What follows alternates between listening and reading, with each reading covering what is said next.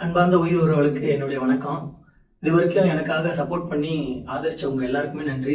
இன்னைக்கு நம்ம என்ன பார்க்க போறோம்னா, ஒரு அருமையான தகவல் நான் உங்களுக்கு சொல்லணும்னு வந்திருக்கேன். என்னோட ஓன் கிரியேஷனா ஒரு கதையை உருவாக்கி இதன் மூலமா உங்களுக்கு ஒரு விஷயத்த நான் கன்வே பண்ணணும்னு நினைக்கிறேன்.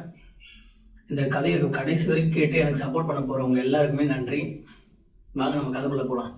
உணர்ச்சி பூர்வமாக அந்த கதையை நான் சொல்லணும்னு விரும்புகிறேன். என்னால் முடிஞ்ச வரைக்கும் நான் ட்ரை பண்ணுறேன். ஒரு அழகான கிராமம், நல்ல பச்சை பசைன்னு செழிப்பாக இருக்குது. ஒரு அழகான கிராமம்.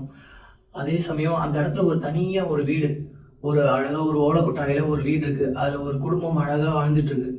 அதில் பார்த்தீங்கன்னா ஒரு அழகான ஒரு பொண்ணு, அதுக்கப்புறம் அவங்களோட அப்பா அம்மா, அதுக்கப்புறம் அதில் ஒரு பாட்டி அப்படின்னு ஒரு தனியாக ஒரு இடத்துல ஒரு கிராமத்துக்கு ஒரு கிலோமீட்டர் தள்ளி ஒரு கிலோமீட்டர் தள்ளி அந்த இடத்துல வந்து அவங்க வாழ்ந்துட்டு இருக்காங்க. அந்த சமயத்துல அந்த அம்மா அப்பாவுக்கு என்ன என்ன நேர்ந்ததுன்னு தெரியல. ஒரு நாள் வேலைக்கு போயிட்டு மறுபடியும் வீட்டுக்கு திரும்பல. என்ன ஆச்சுன்னு அந்த பாட்டிக்கும் தெரியல, அவங்களோட குழந்தைங்களுக்கும் தெரியல, அந்த ஊர் மக்களுக்கும் தெரியல. ஆனா அவங்களோட அம்மா அப்பா ஒரு வழிபோக்கன் மூலமா தான் தெரிய வந்துச்சு. அவங்க அம்மா அப்பா தவறிட்டாங்க. அவங்க அம்மா அப்பா வந்து இதுக்கப்புறம் வீட்டுக்கு வரமாட்டாங்க, அவங்க வந்து இறந்துட்டாங்க, அவங்களோட பாடி கூட கிடைக்கல அப்படின்ற ஒரு தகவல் வருது. எங்க என்ன ஏதுன்ற ஒரு தகவலும் அவங்களுக்கு வரல. அப்புறம் அந்த பொண்ணு தனிமையில பார்த்தீங்கன்னா தான் அம்மா அப்பா இல்லைன்னு சொல்லிட்டு ஒரு வருத்தத்துல ரொம்ப சோகத்துல உடஞ்சி போயிடுறா. அவங்களோட பாட்டியும் பார்த்தீங்கன்னா அவங்களுக்கு ஆதரவு சொல்றதுக்கும் யாருமே இல்லை. அதுவும் அந்த 1 கிலோமீட்டர் தள்ளி அந்த கிராமத்துல தனியா இருக்கிற ஒரு வீடாக தான் இருக்குது. அவங்க அங்கே போயிருக்கலாம், ஆனால் அதுக்கேற்ற மாதிரியான ஒரு வருமானம் அவங்க கிட்ட இல்லை. அதனால அந்த இடத்துலயே அவங்க வாழ்ந்து தான் காலத்தை கழிக்க வேண்டிய காலகட்டமா இருக்குது. இந்த சூழ்நிலையில பார்த்தீங்கன்னா அந்த பொண்ணு ரொம்ப கஷ்டப்பட்டு வளர்றா. அந்த பாட்டி தன்னோட அனுபவத்தை வச்சு அந்த பேத்தியை அழகா வளர்க்குறாங்க. அதே சமயம் தன் கிட்ட இருக்கிறத வச்சுதான் அந்த பேத்தியை வளர்க்குறதுனால அந்த பேத்தியை அவங்களால படிக்க வைக்க முடியல. இருந்தாலும் தன்னால என்ன தான் இது வரைக்கும் வாழ்க்கையில என்ன கத்துக்கிட்டோம் அந்த ஒரு விஷயத்தையாவது நம்ம பேத்தியை கத்துக் கொடுப்போம் அப்படின்ற ஒரு மும்முரத்தோட தன் பேத்தியை அழகா வளர்க்குறாங்க. அவங்களும் அந்த பேத்தியும் அழகா தான் பாட்டி கிட்ட அன்பா நடந்துக்கிறாங்க. அதுக்கேற்ற மாதிரி அந்த பாட்டி சொன்ன விஷயத்த கேட்டு அழகா வளர்ந்து வராங்க. அதே சமயம் தனக்கு ஏதாவது ஒரு பிரச்சனைனா அந்த பாட்டி கிட்ட சொல்லி அதை ஷேர் பண்ணி அதை சார்ட் அவுட் பண்றாங்க அந்த பிரச்சனையை. அந்த பாட்டியும் தன்னோட அனுபவ அறிவுல என்னென்னலாம் அந்த பேத்திக்கு சொல்லி கொடுக்க முடியுமோ அது எல்லாமே அழகா ஷேர் பண்றாங்க. ஒரு காலகட்டம் பார்த்தீங்கன்னா பாட்டியால எந்த ஒரு விஷயமே முடியல. பாட்டிமாவால நம்ம தான் நம்ம பாட்டிமாவை பார்த்துக்கணும் அப்படின்ற ஒரு முடிவுல எல்லா வேலையும் பாட்டிமாவால எதெல்லாம் செஞ்சாங்களோ அந்த வேலை எல்லாமே தான் எடுத்து மும்முறை ஒரு அன்பால பார்த்தீங்கன்னா எல்லா வேலையும் பாத்திரம் கழுவுறதுல இருந்து 1 கிலோமீட்டர்ல தண்ணி அந்த ஊருக்குள்ளதான் தண்ணியே வரும். அங்க போயிட்டு அந்த தண்ணியை பிடிச்சிட்டு வந்து வீட்டுல அந்த ஒரு குடத்துக்காக 1 கிலோமீட்டர் கிட்டத்தட்ட சாப்பாடு ஆக்கிறதுல இருந்து எல்லாத்துக்குமே அந்த ஒரு 2 குடம் 3 குடத்துக்காக கிட்டத்தட்ட 3 kilometre up and down 6 kilometre நடந்து போய் தான் அந்த தண்ணியை பிடிச்சிட்டு தன்னோட பாட்டியை அழகா பார்த்துட்டு வந்தாங்க. அந்த பாட்டியால ஒண்ணுமே முடியல. அந்த உடல் நிலையிலையும் தான் பேத்திக்கு எந்த ஒரு கஷ்டத்தையும் கொடுக்க கூடாது, கடவுளை என்னை கூட்டிட்டு போயிடு அப்படின்ற ஒரு வேண்டுதல் அவங்க வைக்கிறாங்க. அதுக்காக அந்த பேத்தி பார்த்தீங்கன்னா, பாட்டி இந்த மாதிரிலாம் பேசாதீங்க, நான் உங்களை பார்த்துக்கிறேன், எனக்கு என்ன வேலை இருக்கு, நானும் நீங்களும் மட்டும் தானே, என்னால் முடிஞ்ச வரைக்கும் உங்களை நான் பார்த்துப்பேன் அப்படின்னு சொல்றாங்க. அதே சமயம் பார்த்தீங்கன்னா அந்த பாட்டி தான் பேத்திக்காக இப்போ இந்த சின்ன வயசுல இவ்வளோ கஷ்டப்படுறாளே அப்படின்ற ஒரு இதுல பார்த்து இந்த ஒரு சங்கடத்துல தான் பாட்டியா தன்னோட பேத்திக்காக அழகா வேண்டிக்கிறாங்க. இப்படியே காலம் கடந்து போகுது. அவங்களுக்கு ஒரு கல்யாண பருவம் வருது. பாட்டிக்கும் என்ன பண்றது, இப்ப வந்து எந்திரிச்சு நடக்க கூட முடியாத நிலைமை. அந்த ஒரு சமயத்துல பாத்தீங்கன்னா தன் பேத்திக்கு எந்தாவது ஒரு மூலமா யார் மூலமாவது வரன் வந்துடாதா அப்படின்னு கடவுள்கிட்ட அந்த பாட்டி அழகா வேண்டுறாங்க. இந்த சமயத்துல தான் பாத்தீங்கன்னா இவங்க இந்த இடத்துல வாழ்றாங்கன்னு ஒரு ஆண்மகனுக்கு தெரிய வந்து அவங்க வந்து இந்த பொண்ணையும் இந்த பாட்டியும் ஃபாலோ பண்ணிருக்காங்க. காரணம் என்னன்னா ஊருக்குள்ள இவங்களை பத்தின பேச்சு ஏற்பட்டிருக்கு. ஏன்னா அந்த ஒரு பாட்டியை அழகா பார்த்துக்கிட்ட ஒரு பொண்ணை பத்தி இந்த ஊர் பேசாம இருக்குமா? அந்த ஒரு விஷயத்த வச்சுதான் பாத்தீங்கன்னா அந்த ஊருக்குள்ள அந்த அழகான பாட்டியை பார்த்துட்டு அந்த பொண்ணை பத்தி அழகா பேசியிருக்காங்க. இதை கேட்ட ஒரு ஆண்மகன் பாத்தீங்கன்னா அந்த பெண்ணு மேல ஒரு ஈர்ப்பை வந்து அவங்களை எப்படியா அவனை பார்த்தே ஆகணும் அப்படின்ற ஒரு விஷயத்துல அந்த இடத்துல அவங்கள எப்பவுமே ஒரு நாள் அவங்கள நோட் பண்றதுக்காக அப்படி அந்த இடத்துக்கு இப்படி வந்துட்டு போவாங்க. ஆனா இது வந்து பாட்டிக்கும் தெரியாது, இந்த பொண்ணுக்கும் தெரியாது. அந்த பொண்ணு எப்பயும் போல பாட்டிக்கு தேவையான எல்லா விஷயத்தையும் அழகா பார்த்துட்டு இருக்காங்க. ஒரு காலகட்டத்துல பாத்தீங்கன்னா பாட்டியோட வேண்டுதல் பலிக்குது. காரணம் என்னன்னா அந்த ஆண்மகன் வந்து பாத்தீங்கன்னா அந்த பொண்ணை மனம் முடிக்கிறதுக்காக, கல்யாணம் பேசி முடிக்கிறதுக்காக அந்த பாட்டி வீட்டுக்காக போறாங்க. அந்த பாட்டி வீட்டுக்கு எடுத்து சொல்றாங்க பாட்டி கிட்ட, பாட்டிமா நான் வந்து என்னோட உடல் உழைப்பை தான் நம்பியிருக்கேன். எனக்குன்னு எனக்குன்னு சொத்து பத்து எதுவுமே இல்லை. ஆனால் என் உடல் உழைப்பு என்கிட்ட ஓரளவுக்கு பணம் இருக்குது. ஆனால் உங்கள் பேத்தி நான் கல்யாணம் பண்ணிக்கணும்னு நினைக்கிறேன். உங்கள் பேத்தியை கண்டிப்பாக நான் கண் கலங்காமல் வச்சு பார்த்துப்பேன் அப்படின்ற நம்பிக்கை எனக்கு இருக்குது. உங்களுக்கும் அந்த நம்பிக்கை இருந்தால் நீங்கள் உங்கள் பேத்தி எனக்கு கல்யாணம் பண்ணி கொடுக்கலாம் அப்படின்னு கேட்கும்போது பாட்டிக்கு மனசுக்குள்ளேயே ஒரு சந்தோஷம். இப்படி ஒரு பையனை என் கண்ணு முன்னாடி நீங்கள் நிப்பாட்டினதுக்கு ரொம்ப நன்றி கடவுளே அப்படின்னு சொல்லி வேண்டிக்கிறாங்க. பார்த்தீங்கன்னா பாட்டிமாவும் பேத்தியும் தன்னோட ஒரு 1/2 கிலோமீட்டர் தள்ளி நடந்தா அந்த தெருவில் இருக்கவங்களும் சரி அவங்களும் சரி கும்புற ஒரு பிள்ளையார் கோயில் இருக்கு, அந்த இடத்துல நம்ம கல்யாணத்தை வச்சுக்கலாம்னு சொல்லிட்டு அந்த பையன்கிட்ட பேசுறாங்க. அந்த பையனுக்கும் பார்த்தீங்கன்னா திடீர்னு கல்யாணத்துக்கு சம்மதிச்சிட்டாங்களே அப்படின்ற ஒரு சந்தோஷம் தாங்க முடியல. அதுக்கப்புறம் அந்த பொண்ணுக்கிட்ட சம்மதத்தை கேட்குறாங்க. அந்த பொண்ணுக்கும் சம்மதம் அப்படின்னு தெரிவித்தோடனே பாட்டிக்கும் ஒரே சந்தோஷம். அப்பாடா நம்மளோட பேத்திக்கு ஒரு நல்ல ஒரு காலம் அமைச்சுதே அப்படின்ற ஒரு சந்தோஷம். இது மத்தியும் இல்லாமல் அந்த பொண்ணு ஒரு நிபந்தனை அந்த பையன்கிட்ட வைக்கிறாங்க. நான் உங்களை கல்யாணம் பண்ணிட்டு வந்துட்டேன்னா ஆனால் என் பாட்டி என் கூட தான் வருவாங்க அப்படின்னு ஒரு அன்பான ஒரு கோரிக்கை எடுத்து வைக்கிறாங்க. அதுக்கு எந்த ஒரு மறுப்பும் தெரிவிக்காமல் எந்த ஒரு அந்த ஒரு மூஞ்சில ஒரு சினுங்களும் இல்லாமல் ஒரு அப்படியா அப்படின்ற ஒரு எதுவுமே இல்லாமல் அன்பா கண்டிப்பாக நானும் உங்கள் பாட்டி நான் பார்த்துப்பேன், நீங்கள் என்னை நம்பலாம் அப்படின்னு சொல்லிட்டு அந்த பொண்ணுக்காக அந்த மணமகன் பார்த்தீங்கன்னா ஆறுதல் சொல்லி அவங்களோட கல்யாணம் ஊர் மக்கள் நடுவில் பார்த்தீங்கன்னா அந்த பிள்ளையார் கோயிலில் அழகாக திருமணம் நடக்குது. அதுக்கப்புறம் இவங்க 2 பேரும் கணவன் மனைவியாக அவங்களுக்குன்னு ஒரு சொத்து பத்து இல்லை இருந்தாலும் ஒரு வாடகை வீட்டில் போயிட்டு அழகாக குடியிருந்து இவங்க இருந்த வீடும் பார்த்தீங்கன்னா அந்த இடத்துல ஓட வீடு தான். அது ஓட்ட ஓடசல் அந்த இடமே சரியாகவே இல்லை. அதனால ஒரு வாடகை வீட்டுக்கு போகலாம் அப்படின்னு சொல்லிட்டு இந்த இடத்த விற்றுட்டு அந்த ஒரு காசையும் கையில் வச்சுக்கிட்டு அந்த ஒரு வாடகை வீட்டுக்கு போயிட்டு அழகாக அவங்களோட குடும்பத்தை நடத்துகிறாங்க. ஒரு காலகட்டத்தில் பார்த்தீங்கன்னா பாட்டியோட இறப்பு வருது. அது 2 பேருக்குமே அந்த இழப்புலேருந்து மீண்டே வர முடியல. ஆனால் அதுக்கு முன்னாடியே பார்த்தீங்கன்னா அவங்க 2 பேரும் கரு விட்டுருக்காங்க. அது பாட்டிக்கு ரொம்ப சந்தோஷமான நாளாக இருந்தது. ஆனால் அவங்க பேரம் பேத்திகளை பார்க்க முடியாத ஒரு வருத்தம் தான் அந்த பாட்டிக்கு. ஏன்னா அவங்களுக்கு தெரியும் அந்த இறப்பு நம்மளுக்கு வரப்போகுது, நம்ம பேரம் பேத்திகளை பார்க்க முடியாது அப்படின்னு. அதனால அந்த பாட்டிமா பேரையே வச்சுட்டாங்க. அதனால அவங்க பாட்டிமா மறந்துடக்கூடாது, அந்த பாட்டிமா பேரையே வச்சுட்டாங்க. அது என்ன பேரு அப்படின்றதுக்கு நம்ம லென்த்தாக போக வேணாம். இருந்தாலும் அவங்க அந்த பாட்டிமாவோட பேரையை வச்சு அவங்கள கூப்பிட ஆரம்பிச்சாங்க. தனக்கு பிறந்த அந்த பெண் குழந்தைய அழகா வளர்த்து கண்டிப்பா தாங்க ஃபர்ஸ்ட். ஏன்னா அவங்க அப்பாவும் பார்த்தீங்கன்னா உடல் உழைப்பாளர் பெரிய ஆளா வந்தவர் தான். பெரிய ஆளானா ஓரளவுக்கு அவங்களோட ஒய்ஃப் அவங்க குடும்பத்தை நடத்தக்கூடிய தகுதி உடையவர் தான் அவங்க அப்பாவும். அந்த ஒரு சூழ்நிலையில அந்த மனைவி பார்த்தீங்கன்னா தன்னோட கணவனுக்கு எந்த ஒரு கஷ்டத்தையும் கொடுத்துடக்கூடாது அப்படின்றதுல மும்முரமா இருந்தாங்க. அதே சமயம் அந்த கணவன் பார்த்தீங்கன்னா தன்னோட ஒய்ஃபுக்கு பார்த்தீங்கன்னா எந்த ஒரு கஷ்டத்தையும் கொடுத்துடக்கூடாது. ஏன்னா அவங்க பார்த்துருக்காங்க தன்னோட ஒய்ஃபை செலக்ட் பண்ணுறதுக்கு முன்னாடி தன் மனைவி இப்படிப்பட்ட கஷ்டத்தைப்பட்டு தன்னோட வாழ்க்கையில் எந்த ஒரு சந்தோஷத்தையும் பார்க்காம தன்னோட பாட்டிக்காகவே தன்னோட வாழ்க்கையை தியாகம் பண்ண அந்த பொண்ணை நம்ம தான் கண்காணாமல் பார்த்துக்கணும்னு சொல்லிட்டு இப்படி 2 பேருக்கும் ஒரு மியூச்சுவல் அண்டர்ஸ்டாண்டிங் இருந்தனால அவங்களோட வாழ்க்கை சிறப்பாக போச்சு. அதன் நடுவில் தான் ஒரு அழகான ஒரு பெண் குழந்தை பிறந்துச்சு. அந்த பெண் குழந்தையை இவங்க வளர்க்குற விதம் இருக்குது பார்த்தீங்களா, அது வேற லெவலில் வளர்த்தாங்க. காரணம் என்னன்னா தான் பட்ட கஷ்டத்தை தன்னோட குழந்தை பற்றவே கூடாது அப்படின்ற ஒரு விஷயத்துல அவங்க 2 பேரும் மும்முரமா இருந்தாங்க. அதனால பார்த்து தன்னோட குழந்தை அழுதா அவ என்ன கேட்க வரா அப்படின்றத விஷயத்த அது வாங்கி கொடுக்கறதுலயும் சரி, ஸ்கூலுக்கு போனா அவளுக்கு என்ன தேவை அவ கேட்காமலே செய்யற விஷயத்துலயும் சரி, அவ காலேஜ் போற தருணத்துல அவளுக்கு என்னென்னலாம் தேவைப்படும், இந்த காலகட்டத்துல அவ சந்தோஷத்தை எப்படி பார்த்து பண்ணணும்னு சொல்லி தன்னோட உடல் உழைப்பை வருத்தி தான் உடம்பு என்னத்தான் வருத்தப்பட்டாலும் சரி என் பொண்ணுக்கு நான் செய்வேன்ற அப்படி ஒரு அப்பாவும் என் பொண்ணுக்காக நான் தான் செஞ்சு ஆகணும், நாங்கள் 2 பேரும் தான் செஞ்சு ஆகணும்னு அப்படின்னு நாங்கள் பட்ட கஷ்டத்தை என் பொண்ணு என்றைக்குமே பற்றக்கூடாது அப்படின்னு நினைக்கிற அந்த அம்மாவும் 2 பேரும் சேர்ந்தா ஒரு குழந்தைய எப்படி ஒரு வேற லெவலில் சந்தோஷமாகவும் சுகமாகவும் வளர்க்க முடியல. அந்த மாதிரியான ஒரு அழகான ஒரு செல்லம் கொடுத்து அழகாக வளர்க்குறாங்க. அந்த பொண்ணு சந்தோஷமா இது வரைக்கும் வாழ்க்கையில சொல்றது கூட அந்த அளவுக்கு சந்தோஷமா கிடைச்சிருக்குமான்னு தெரியாது. ஆனால் இவங்களுக்கு கிடைச்ச அம்மா அப்பா வேற லெவல் பெஸ்ட்டு. ஏன்னா அவங்க எந்த ஒரு ஸ்கூல்லையோ காலேஜ்லேயோ எது உங்களுக்கு ரொம்ப பிடிக்கும் அப்படின்னு கேட்டால் அவங்க எங்கள் பேரண்ட்ஸ் தான், எங்கள் அம்மாவும் எங்கள் அப்பாவும் தான். அவங்களுக்கு யார் அதில் ரொம்ப பிடிக்கும்னு கேட்கும்போது பார்த்தீங்கன்னா எனக்கு 2 பேருமே ரொம்ப பிடிக்கும் அப்படின்னு சொல்கிறக்கூடிய அளவுக்கு அவங்கள அவ்வளோ செல்லம் கொடுத்து அழகாக வளர்த்து அப்படி எப்படி சொல்கிறது, வாழ்க்கைனா எப்படி வாழணுன்றது மாதிரி அந்த ஒரு அவங்கள மாதிரி தான் வாழணுன்ற மாதிரி அவங்கள அவ்வளோ அழகாக ஷைனாக சந்தோஷமாக வளர்த்து அவங்களுக்குன்னு ஒரு காலகட்டம் வருது. அதுதான் கல்யாணம். இதை எப்படியாவது நம்மளால் முடிஞ்ச அளவுக்கு காசை சேர்த்து வச்சு நம்ம பொண்ணுக்கு ஒரு நல்ல ஒரு இடத்துல நல்ல ஒரு கல்யாணம் பண்ணி வைக்கணும், அவங்க ஒரு நல்ல மாப்பிள்ளையா இருக்கும் அப்படின்ற ஒரு காலகட்டத்தில் பார்த்தீங்கன்னா அந்த பொண்ணுக்கு அதே போல் அழகான ஒரு வரன் அமையுது, நல்ல பெரிய இடத்துலயே வரன் அமையுது. ஏன்னா இவங்களோட அம்மா அப்பாவோட கேரக்டர் இந்த அவங்க தங்கியிருக்க ஊருக்கே தெரியும்.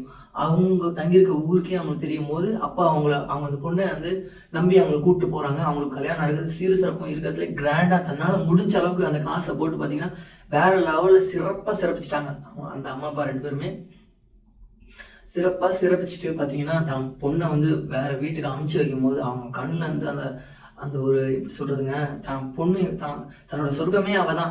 அப்படி பாட்ட ஒரு பொண்ணு வந்து ஒரு வீட்டுக்கு வந்து அனுப்பி வைக்கும் போது அந்த பேரண்ட்ஸோட கண்ணில் அந்த தண்ணீர் இருக்கும் பாருங்க, விலை மதிப்பற்றதுங்க.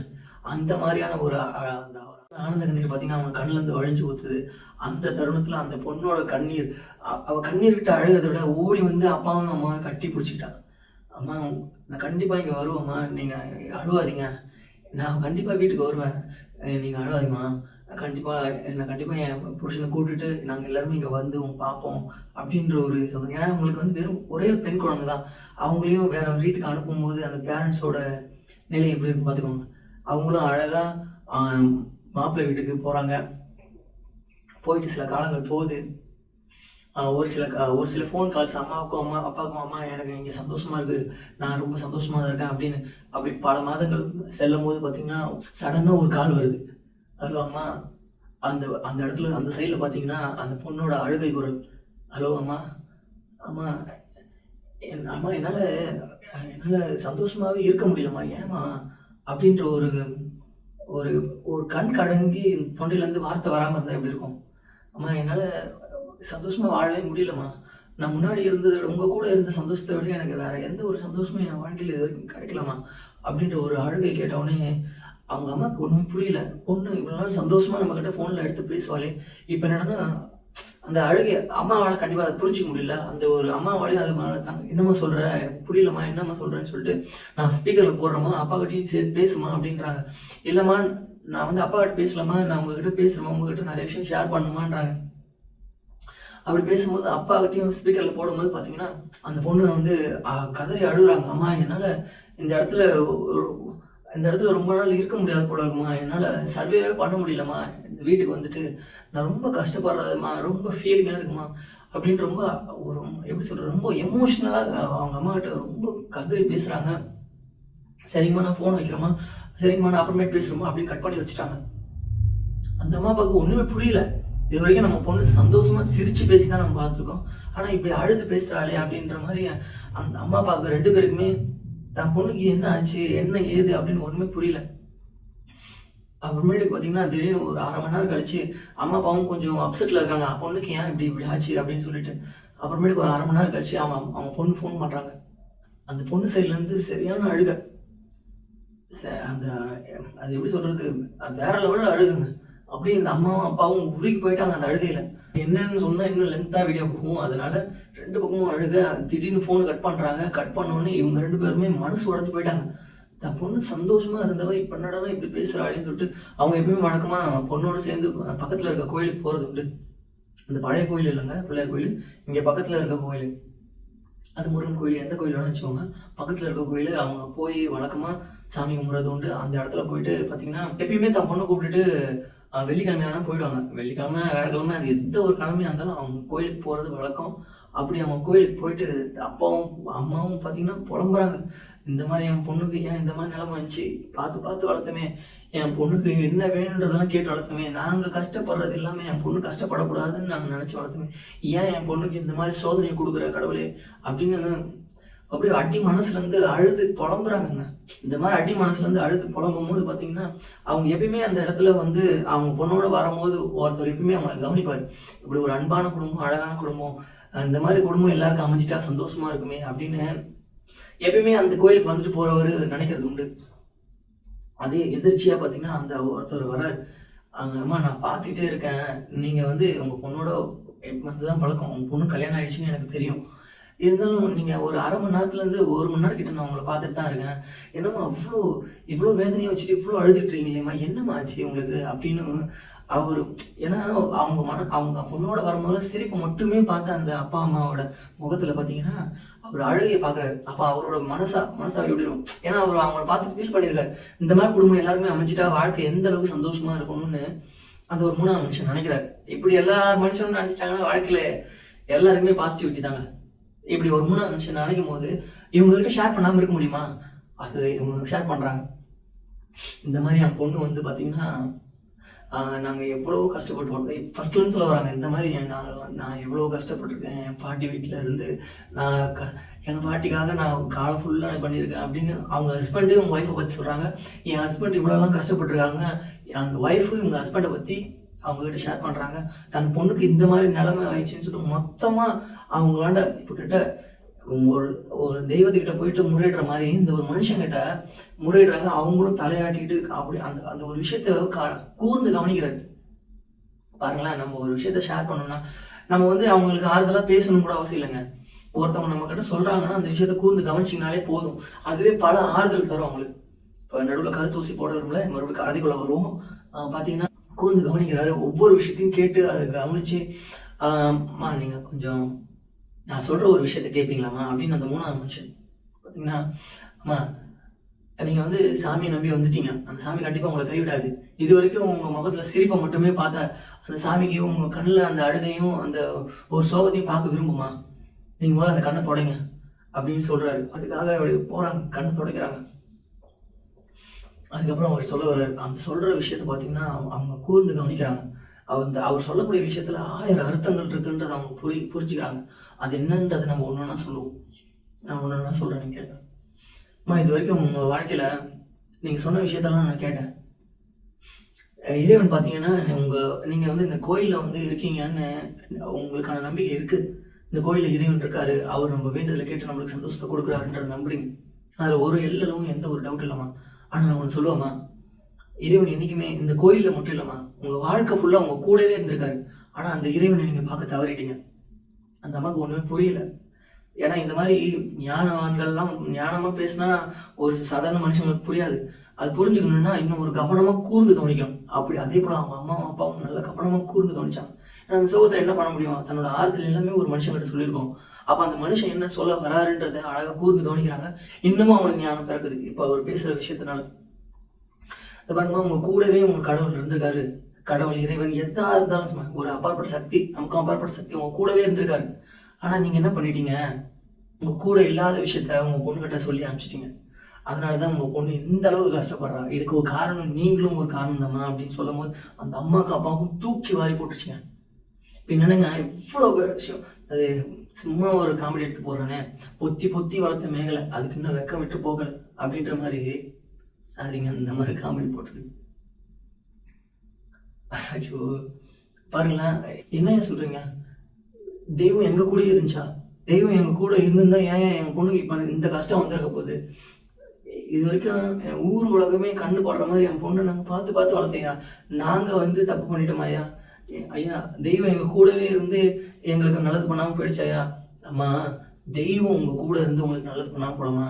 அந்த தெய்வத்தை நீங்க உணராம அந்த இறைவன் உங்க கூடவே இருந்து உங்களுக்கு வழி நடத்திருக்காரு. ஆனா நீங்க அந்த விஷயத்த உங்க பொண்ணுக்கு சொல்லி கொடுத்துருந்தீங்கன்னா உங்க பொண்ணு இந்த இடத்துல இந்த நேரத்துல அந்த கஷ்டத்தை பட்டிருக்க மாட்டாங்க. என்ன சொல்ல வரீங்க? எனக்கு புரியலையா? ப்ளீஸ்யா, உங்களை தயவு செஞ்சு கேட்குறேன், எங்களுக்கு தெளிவா புரியுற மாதிரி சொல்லுங்கயா அப்படின்னு அவங்க கேட்கும்போது அந்த ஐயா சொல்றாங்க, அம்மா நீங்க உங்க வாழ்க்கையில என்னென்னலாம் கஷ்டப்பட்டீங்கன்னு என்கிட்ட சொன்னீங்களா? உங்க ஏன்னா ஒரு பெண் வந்து பாத்தீங்கன்னா தன்னோட சந்தோஷத்தை அனுபவிக்காம என்னைக்குமே இருந்ததில்லை. ஆனா நீங்க அப்படி இல்லை. உங்களோட சந்தோஷமே உங்க பாட்டியா தான் இருந்திருக்காங்க. உங்களோட வாழ்க்கையில ஒவ்வொரு நேரத்தையும் தியாகம் பண்ணி உங்க பாட்டிக்காக நீங்க எல்லா விஷயத்தையும் செஞ்சிருக்கீங்க. வாழ்க்கைனா இதுதான் அப்படின்னு நினைச்சு உங்களோட வாழ்க்கையை உங்க பாட்டிக்காக அர்ப்பணிச்சிருக்கீங்க. அப்ப எவ்வளவு கஷ்டப்பட்டிருப்பீங்க, எவ்வளவு துன்பப்பட்டிருப்பீங்க. பாத்தீங்கன்னா உங்க பாட்டி கிட்ட இருந்து கிடைச்ச அனுபவமும், நீங்க வாழ்க்கையில என்னென்னலாம் சந்திச்சீங்களோ அந்த அனுபவமும், உங்க கணவர்கிட்ட நீங்க நடந்துகிட்ட விதமும், உங்க கணவர் உங்ககிட்ட நடந்துகிட்ட விதமும், உங்க கணவர் தன்னை பத்தி உங்ககிட்ட சொன்ன விதத்தையும், உங்களோட வாழ்க்கையை உங்க கணவர் புரிஞ்சுக்கிட்ட விதத்தையும், இதெல்லாமே கொடுத்து பாருங்கம்மா. இது ஒரு அழகான அனுபவம். இந்த அனுபவத்தை தான் எல்லாருமே தன்னோட குழந்தைங்களுக்கு சொல்ல மாட்டேங்கிறீங்க. இந்த அனுபவத்தை தான் நான் இறைவன் சொல்றேன். ஏன்னா இந்த இறைவனை நீங்க உங்க குழந்தைங்களுக்கு ஒரு 10% கொடுத்துருந்தீங்கன்னா கூட உங்க பொண்ணு பார்த்தீங்கன்னா எந்த ஒரு நிலையில வந்து கஷ்டப்படணும்னு எந்த ஒரு அவசியமும் இல்லைம்மா. ஆனா நீங்க என்ன பண்ணிட்டீங்க? பார்த்து பார்த்து உங்க பொண்ணுக்கு என்னென்னலாம் சந்தோஷமான விஷயத்த செய்ய முடியுமோ அது எல்லாமே செஞ்சீங்க. ஆனா உங்க வாழ்க்கையில நடந்த அந்த அனுபவமான இறைவனை ஒரு 10% கொடுத்துருந்தீங்கன்னா கூட உங்கள் பொண்ணுக்கு இந்த ஒரு நிலை வந்திருக்காதுமா. ஆனால் உங்கள் பொண்ணுக்கு இந்த நிலை வந்தது காரணமும் நீங்கள் கொடுத்த அந்த செல்லமும் அன்பும் எல்லாமே தான்மா. ஏன்னா உங்கள் வாழ்க்கையில் நடந்த கஷ்டத்தை ஒரு 10% நீங்கள் 100% கொடுக்கணும்னு அவசியம் இல்லைம்மா. ஏன்னா அவங்க வாழ்க்கையை அவங்கள வாழ விடுறது தான் நல்லது. ஆனால் அவங்க வாழ்க்கையை அவங்கள வாழ விடணும், அதே சமயம் ஒரு அம்மா அப்பாவாக கடமையும் செய்யணும். உங்களோட அனுபவத்தை 10% ஷேர் பண்ணியிருந்தீங்கன்னா, அதை பகிர்ந்துருந்தீங்கன்னா அந்த பொண்ணுக்கு இந்த நிலை வந்திருக்கவே வந்திருக்காதுமா. இப்போவும் ஒன்றும் கெட்டு போனோமா. நீங்கள் அந்த பொண்ணு உங்கள் வீட்டுக்கு வரும்போது உங்களோட வாழ்க்கை அனுபவத்தை அவகிட்ட பகிர்ந்துக்கோங்க. அவள் கண்டிப்பாக அவள் வீட்டில் போய் நல்லபடியாக வாழ்வாங்க. இதுதாம்மா நான் உங்களுக்கு சொல்லக்கூடிய விஷயம் அப்படின்னு சொன்னோடனே அவங்களுக்கு ஏதோ ஒரு விஷயம் ஸ்பார்க் அடித்த மாதிரி பார்த்தீங்கன்னா அப்படியே ஷாக்காய், ஆமாம் நம்ம தான் பொண்ணுக்கு பார்த்தீங்கன்னா ரொம்ப செல்லம் கொடுத்து ரொம்ப சந்தோஷத்தையும் எந்த ஒரு கஷ்டத்தையும் காமிச்சிக்காம நம்ம பட்ட கஷ்டம் நம்ம பொண்ணு பற்றக்கூடாதுன்னு சொல்லிட்டு இந்த மாதிரி பார்த்து செஞ்சு நம்மளோட அனுபவத்தை ஷேர் பண்ணாமல் போயிட்டோமே. அதனால தான் அங்கே போய் நம்ம பொண்ணு கஷ்டப்படுறா. இவ்வளோ நேரம் நம்ம பொண்ணு நம்மக்கிட்ட பேசின விதத்தெல்லாம் வச்சு இந்த ஐயா சொன்னது விதத்தையும் வச்சு பார்த்தீங்கன்னா நம்ம அனுபவத்தை நம்ம பொண்ணுக்கிட்ட பகிர்ந்துக்காமல் போயிட்டோம். அதுதான் நம்ம வாழ்க்கையிலே பண்ண மிகப்பெரிய தப்பு அப்படின்னு உணர்ந்து அந்த ஐயா கிட்ட மன்னிப்பு கேட்டு, அந்த ஐயா என்கிட்ட ஏமா மன்னிப்பு கேட்குறீங்க, அந்த தெய்வம் வந்துருச்சுமா, அந்த தெய்வம் உங்கள் கூட இருந்திருக்கு, இப்போ என் மூலமாக உங்ககிட்ட பேசிருச்சு, இப்போ நீங்கள் எடுக்கிற முடிவு தாம்மா. உங்கள் அனுபவத்தை இப்போ வளர பொண்ணுக்கிட்ட ஒரு 10% சொல்லுங்கள். அப்புறம் பாருங்கள் உங்கள் பொண்ணோட வாழ்க்கை கண்டிப்பாக சொல்கிறோமா, ஒரு 10% சொல்லுங்கள். உங்கள் பொண்ணு புரிஞ்சுக்கிட்டு அந்த குடும்பத்தில் போய் எப்படியும் அழகாக வாழ்ந்துருவாமா. இதுக்கப்புறமும் உங்கள் பொண்ணோட சந்தோஷம் உங்களோட வார்த்தையில் தாம்மா இருக்குது அப்படின்னு ஆறுதல் சொல்லி அனுப்பும்போது அவங்க கண்ணீரை உடைச்சிட்டு பார்த்தீங்கன்னா சந்தோஷமா இப்போ ஒரு வருத்தமும் இல்லை, மன நிம்மதியோட வீட்டுக்கு போறாங்க. அந்த ஐயா சொன்ன மாதிரி பொட்டி பொடிக்கையெல்லாம் தூக்கிக்கிட்டு பொண்ணு வீட்டுக்கு வரா. அவங்க வந்த உடனே ஒரு அன்பா கூப்பிட்டு எல்லாமே பண்ணி எதுவுமே நடக்காத மாதிரி அந்த பொண்ணுக்கு ஒரே ஷாக்கிங் தான். ஏன்னா இந்த மாதிரி அம்மா அப்பா நம்மளுக்கிட்ட அழுது புலம்பி நம்மளை வரவேற்று என்னம்மா இவ்வளோ கஷ்டப்பட்டு என்னென்ன அப்படின்னு கேட்பாங்க. பார்த்தா அவங்ககிட்ட அந்த ஒரு ரியாக்ஷனும் இல்லை. ஏன்னா ஒரு புரிதல் வந்துருச்சுல, தன் பொண்ணுக்கிட்ட நம்ம எதை சொல்ல தவறிட்டோன்னு.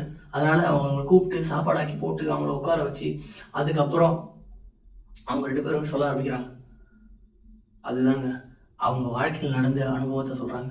அதே ஒரு அழகான அன்பால, அம்மா நாங்கள் பண்ணது ரொம்ப பெரிய தப்புமா, அவங்க பொண்ணுக்கு ஒன்றுமே புரியல. அம்மா நீங்கள் என்னம்மா தப்பு பண்ணிட்டீங்க, எனக்கு தாம்மா ஒழுங்காக வாழ தெரியல, ஏன்னா அவங்க கேட்குற விஷயம் எனக்கு ஒன்றுமே புரிய மாட்டேங்குதுமா அப்படின்னு சொல்ல ஆரம்பிக்கிறாங்க. இல்லைம்மா இங்கே யாருமே தப்பு பண்ணலாமா, உனக்காக செல்லம் கொடுத்து நாங்கள் தாம்மா உங்களுக்கு எடுத்துட்டோம் அப்படின்னு ஒவ்வொருத்தவங்களும் மனசு விட்டு பேசும்போது அந்த பொண்ணுக்கு தெளிவான ஒரு எண்ணம் கிடைக்குதுங்க, தெளிவான ஒரு மைண்டு கிடைக்குது. இந்த தெளிவான ஒரு சிந்தனை கிடைச்சோடனே ஆனந்த கண்ணீரோட, அம்மா நீங்கள் ஒன்றும் கவலைப்படாதீங்க, எப்படியாவது கஷ்டப்பட்டாவது அந்த வேலை எல்லா விஷயத்தையும் கற்றுக்கிட்டு நான் அங்கேயே இருந்து உங்கள்கிட்ட சந்தோஷமாக ஃபோனில் பேசுவோம்மா, அந்த நாள் வருமா, நான் கண்டிப்பாக நான் வீட்டுக்கு போயிட்டு எப்படியாவது நான் அந்த குடும்பத்தை நடத்தி என்னோட கணவனுக்கு பிடிச்ச மாதிரி என் மாமனாருக்கு பிடிச்ச மாதிரி நடந்துப்போம்மா, உங்கள் 2 பேரோட பேருவையை நான் காப்பாற்றுவோம்மா, உங்களுக்கு நான் பெருமையாக வாங்கி தருவேன், உங்களோட வாழ்க்கையோட கஷ்டத்தை விட எனக்கெல்லாம் எதுவுமே இல்லைம்மா, நீங்கள் தாம்மா எனக்கு எல்லாமேன்னு அப்படியே 2 பேருமே அன்பை பரிமாறிக்கிறாங்க. அவங்க 3 பேருமே கிட்டத்தட்ட அது ஒரு கதையா எடுத்தா வேற லெவலில் இருக்குங்க. அந்த மாதிரியான ஒரு அன்பை பரிமாறிக்கும் போது பார்த்தீங்கன்னா அப்புறமேட்டுக்கு அடுத்த அந்த ஒரு மதியானம் சாப்பிட்டுட்டு அந்த சாயங்காலமே வீட்டுக்கு கிளம்பி போகிறாங்க. போயிட்டு மாற்றத்தை ஏற்படுத்துகிறாங்க. அம்மாவோட அனுபவத்தையும் அப்பாவோட அனுபவத்தையும் கேட்ட அந்த காதோட பார்த்தீங்கன்னா அவங்க வீட்டில் ஒரு சந்தோஷத்தை நிலைநாட்டுறாங்க. அடுத்த ஒரு மாதம் சொல்லி வச்ச மாதிரி அம்மாவுக்கு ஒரு கால் சந்தோஷத்தோட சிரிப்போட 2 பேருமே கான்ஃபரன்ஸ் காலில் அப்பா அம்மாவும் அவங்க ஹஸ்பண்ட் அண்ட் ஒய்ஃபும் அவங்க குடும்பமே மாமியார் மாமனார் எல்லாருமே அவங்க கான்ஃபரன்ஸ் காலில் என்ன சம்மந்தி என்ன பேசுனீங்க, இந்த மாதிரி பொண்ணு வேற லெவலில் மாறிட்டா, எப்படி உங்கள் குடும்பம் நல்ல பேர் வாங்கி நாங்கள் எப்படி உங்ககிட்ட பொண்ணு கேட்க வந்தோமோ இப்போ அதுக்கேற்ற மாதிரி உங்கள் பொண்ணு வேற லெவலில் சேஞ்ச் ஆகிட்டா, நீங்கள் என்ன சொல்லி அனுப்பிச்சிங்கன்னே தெரியல. அதுக்கப்புறம் இவங்க சொல்ல ஆரம்பிச்சாங்க, சம்மந்தி நீங்கள் ஏதாவது ஒரு விஷயம் சொல்கிறது வந்து உங்கள் அனுபவத்தை உங்கள் பசங்ககிட்ட ஷேர் பண்ணிவிடுங்க, இல்லைனா வாழ்க்கையில் அதை விட ஒரு நல்ல தருணம் என்றைக்குமே கிடைக்காது அப்படின்னு சொல்லி 2 பேருமே சமரசமாக பேசி அன்பாக பேசி அந்த ஃபோனை வைக்கிறாங்க. இதுக்கப்புறம் நம்ம பாயிண்ட்டுக்கு வரும். இவ்வளோ தாங்க மேட்ரு. இங்கே பார்த்தீங்கன்னா நீங்கள் உங்கள் வாழ்க்கையில் ஏகப்பட்ட அனுபவத்தை அனுபவிச்சிருவீங்க, புரியுதுங்களா? உங்கள் பசங்களுக்கு எது தேவை அப்படின்ற ஒரு விஷயத்த நீங்கள் 100% கொடுக்கணுன்ற எந்த ஒரு அவசியமும் இல்லை. ஏன்னா அவங்களோட சந்தோஷத்தை அவங்க அனுபவிக்கிறதுக்காக வந்திருக்காங்க. அதை அனுபவிச்சுட்டு போட்டோம், அவங்களோட வாழ்க்கையை அவங்க வாழ்ந்துட்டு போட்டோம். அதில் எந்த ஒரு டவுட்டும் வேணாம், எந்த ஒரு குறுக்கீடும் வேணாம். ஆனால் உங்கள் வாழ்க்கையில் நீங்கள் அனுபவிச்ச 100% கொடுக்கணும்னு எந்த ஒரு கட்டாயமும் இல்லைங்க. ஒரு 10% எதை கொடுக்கணும்னு நீங்கள் நினைக்கிறீங்களோ, நல்ல விஷயம், உங்கள் பையன் வந்து அதில் ஷைன் ஆகிடுவான், உங்கள் பொண்ணு அதில் ஷைன் ஆகிடுவாங்க அப்படின்னு நினைக்கிற விஷயத்த நீங்கள் உங்கள் பசங்ககிட்டையும் பொண்ணுங்கிட்டையும் மனசு விட்டு பேசுங்க. எப்பயுமே அதை ஒப்பிக்கணும்னு எந்த ஒரு அவசியமும் இல்லை. ஏன்னா அவங்க அதை கேட்கக்கூடிய பொறுமையான பசங்களாக இருந்தால் பிரச்சனை இல்லை. பொறுமை இல்லாத பசங்களாக இருந்தாலும் அவங்கக்கிட்ட அந்த 10% எப்படியாவது சொல்லி கொடுத்துருங்க. உங்களோட கஷ்டத்தையோ நஷ்டத்தையோ லாபத்தையோ எந்த ஒரு விஷயமா இருந்தாலும் 10% அனுபவத்தை கொடுத்துருங்க. உங்கள் பொண்ணு பாருங்கள் வேற லெவலில் வருவாங்க. இதை நான் முழுசாக நம்புகிறேன். நீங்களும் அதை நம்புறீங்கன்னா இந்த 10% உங்கள் அனுபவத்தை கொடுங்க. வேற லெவலில் வருவாங்க. உங்களோட அனுபவங்க 10% 100% வேணாம், பாவம் அவங்க. ஏன்னா அது அப்படின்னா என்னன்னே தெரியாது. ஏன்னா நீங்கள் அவ்வளோ கஷ்டத்தையும் துன்பத்தையும் கஷ்டத்தையும் எந்த ஒரு விஷயம் வந்தாலும் அவ்வளோ அனுபவத்தை அனுபவிச்சிருப்பீங்க. ஏன்னா அவங்களோட ஒரு 20-30 வயசு நீங்கள் அதிகமாக வாழ்ந்துருப்பீங்க அந்த உலகத்தில். அப்போ அந்த அனுபவத்தில் ஒரு 10% எது தேவைப்படுமோ உங்களால் கொடுக்க முடியல, கண்டிப்பாக கொடுப்பீங்க, கொடுத்துருப்பீங்க. கொடுக்காதவங்களுக்காக சொல்கிறது, கொடுத்தவங்களுக்காக நீங்கள் 100% கொடுக்கணும்னு இல்லை. 10% கொடுத்தீங்கனாலே அவங்க வேற லெவலில் வருவாங்க. இவ்வளோதாங்க. வேற லெவல்னு சொல்லிட்டு அதிகமான ஒரே வசதியை பேசிட்டேன், அதுக்காக என்ன மன்னிச்சிருங்க. முடிஞ்ச அளவுக்கு 10% கொடுங்க, வேற லெவலில் வருவாங்க அவங்க பசங்க. இவ்வளோதாங்க நான் சொல்லணும்னு நினச்சேன். ஒரு கதை மூலமாக சொன்னால் என் உயிர் உறவுகளுக்கு எல்லாமே கன்வே ஆகிடும்னு நினச்சேன். அதுதான் உங்களுக்கு சொன்னேன். உங்களோட பிள்ளைகளை அழகாக வழி நடத்த போகிறதுக்காக உங்கள் எல்லாருக்குமே நன்றி. என் வீடியோ இவ்வளோ நாள் பொறுமையாக பார்த்து உங்கள் எல்லாருக்குமே ரொம்ப ரொம்ப ரொம்ப ரொம்ப நன்றி. நன்றி, வணக்கம் உயிர் உறவுகளே.